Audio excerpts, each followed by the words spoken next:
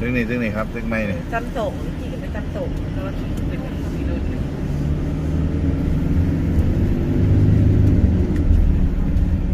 หมดแล้ววันนี้เสร็จ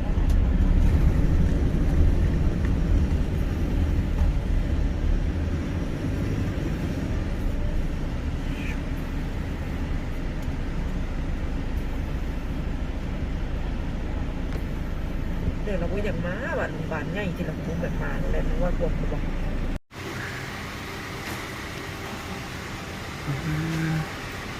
อ